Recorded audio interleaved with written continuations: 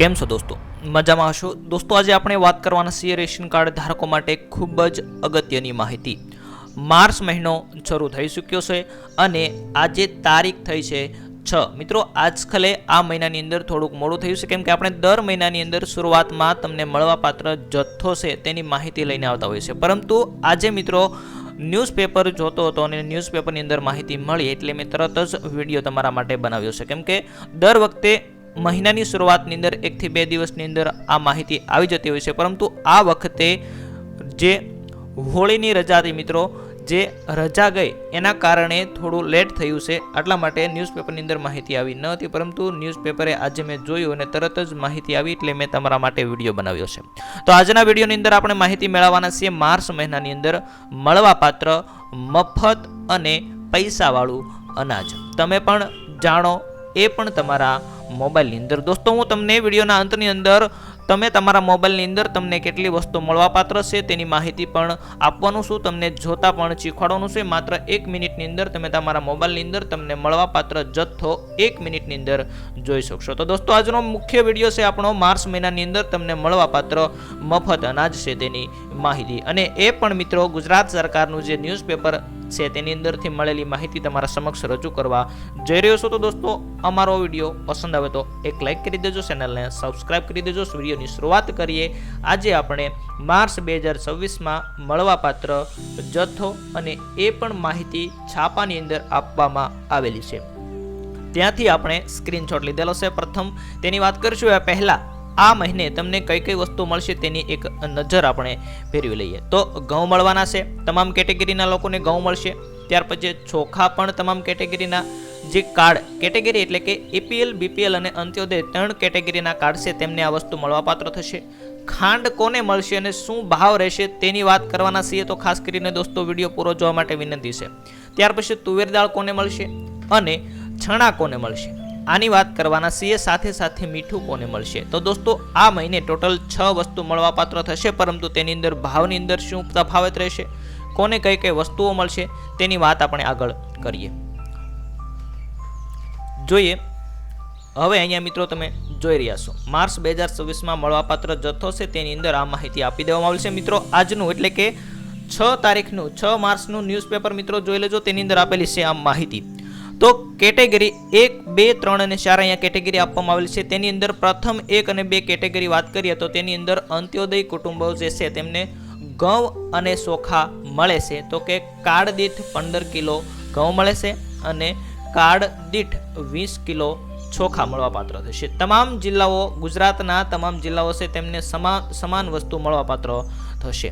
ત્યાર પછી 3 અને 4 નંબરની વાત કરીએ તો કે અગ્રતા ધરાવતા કુટુંબો, જે અગ્રતા ધરાવતા કુટુંબો છે તેમને તો કે ઘઉં અને ચોખા મળશે. તો કે હા, તો એક વ્યક્તિ દીઠ 2 કિલો ઘઉં મળશે અને 3 કિલો ચોખા મળશે, એટલે કે એક વ્યક્તિ દીઠ ટોટલ મફત અનાજની વાત કરીએ તો 5 કિલો અનાજ છે તે એક વ્યક્તિ દીઠ ફ્રીમાં આપવામાં આવશે. તો તમે 5 વ્યક્તિ હોય તો કેટલી તમને મળશે, તો કે 25 કિલો અનાજ તમને એકદમ મફતની અંદર મળવાપાત્ર થશે. ઘઉં અને ચોખાની વાત કરી છે. હવે આપણે આગળ વાત કરીશું મીઠું, તુવેર દાળ છે, છણા છે તેની વાત કરીશું. ઘઉં ચોખા એકદમ ફ્રીમાં તમામ લોકોને આપવામાં આવે છે. ત્યાર પછી આગળ જોઈએ તો આપણે આ માહિતી તો કે રાષ્ટ્રીય અન્ન સલામતી કાયદા 2013 હેઠળ NFSA હેઠળ મળવાપાત્ર વિતરણના જથ્થાની જાણકારી આપવામાં આવતી હોય છે. પ્રધાનમંત્રી ગરીબ કલ્યાણ અન્ન યોજના હેઠળ માર્ચ 2026ની અંદર વિના મૂલ્યે એકદમ ફરીમાં અનાજ વિતરણની જાણકારી આ પણ મિત્રો આજના ન્યૂઝપેપરની અંદર માહિતી આપેલી છે. તમે કદાચ વિડીયો ખોટો લાગતો હોય તો એક વખત ન્યૂઝપેપરની અંદર જોઈ અને જોઈ લેવા માટે વિનંતી છે. જોઈએ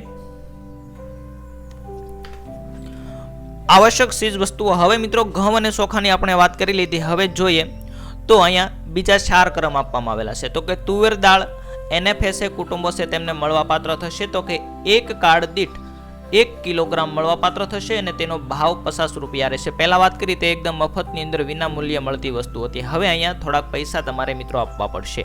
ચણાની વાત કરીએ તો કે તમામ NFSA કુટુંબો છે, એપીએલ હોય, બીપીએલ હોય કે અંત્યોદય પણ NFSA હેઠળ આવતા હોય તેવા તમામ કુટુંબોને ચણા અને તુવેર દાળ મળવાપાત્ર થશે. એ પણ કાર્ડ દીઠ 1 કિલોગ્રામ 30 રૂપિયાના ભાવે મળવાપાત્ર થશે.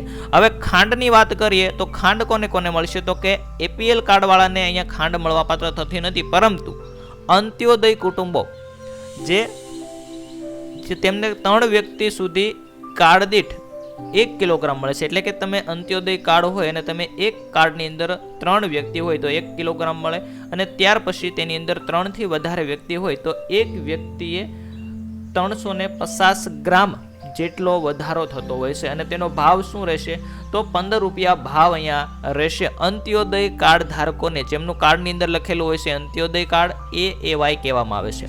ત્યાર પછી BPL કાર્ડ હોય તમારી પાસે તો એક વ્યક્તિ દીઠ, જે આપણે આગળ વાત કરી તે રીતે, તેમને પણ 3 વ્યક્તિ દીઠ 1 કિલોગ્રામ મળે છે, પ્લસ તેની અંદર 350 ગ્રામનો વધારો થાય છે. એટલે કે તેમને પણ એટલી ખાંડ મળવાપાત્ર થાય છે અને 22 રૂપિયા પ્રતિ કિલોએ મળશે. તો મિત્રો અહીંયા ભાવની અંદર તમે તફાવત જોઈ શકો છો. BPL કુટુંબ કાર્ડ ધારકો છે તેમને 22 રૂપિયે ખાંડ મળશે અને અંત્યોદયને 15 રૂપિયા પ્રતિ કિલો ખાંડ મળશે. અને મીઠાની વાત કરીએ તો તમામ કેટેગરીના કાર્ડ ધારકો છે તેમને 1 કિલોગ્રામ મીઠાની થેલી જે પાઉચ હોય છે તે 1 કિલોગ્રામ 1 રૂપિયાના ભાવે તમામ કેટેગરીના લોકોને આપવામાં આવે છે. તો મિત્રો, રાષ્ટ્રીય અન્ન સલામતી કાયદા હેઠળ મળવાપાત્ર અનાજ એ ગરીબ પરિવારો માટે માત્ર રાશન નથી, પણ તેમના સન્માનજનક જીવનનો આધાર છે.